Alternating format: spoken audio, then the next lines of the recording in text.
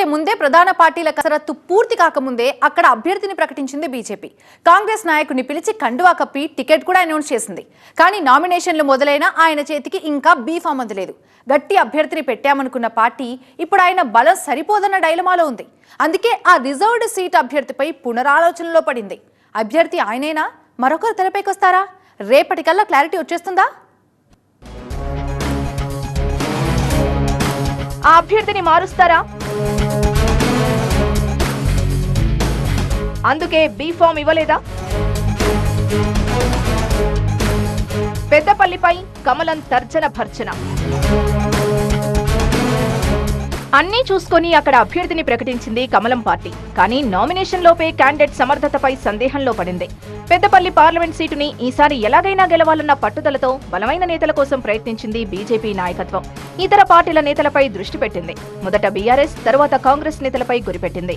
చివరికి కాంగ్రెస్ పార్టీకి చెందిన గోమాస శ్రీనివాస్ కి కాషాయ కండువా కప్పి ఆయన్నే పెద్దపల్లి ఎంపీ అభ్యర్థిగా ప్రకటించింది.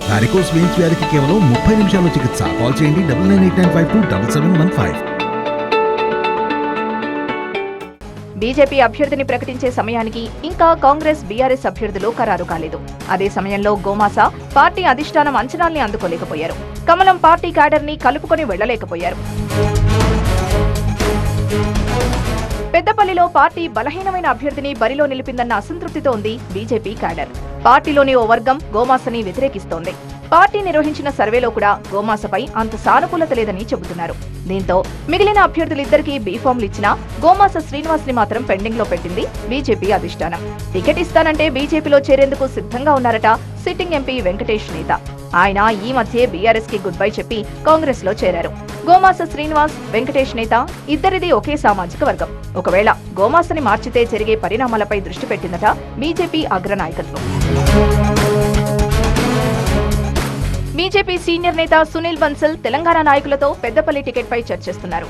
2 మాల సామాజిక వర్గానికి టికెట్ ఇవ్వడంతో మాదిగ సామాజిక వర్గానికి టికెట్ ఇస్తే ఎలా ఉంటుందనే చర్చ కూడా నడుస్తోంది. గోమాస శ్రీనివాస్ కి బీఫామ్ ఇవ్వాలో లేదో రేపు సాయంత్రం లోపు నిర్ణయానికి రాబోతోంది బీజేపీ అధిష్టానం.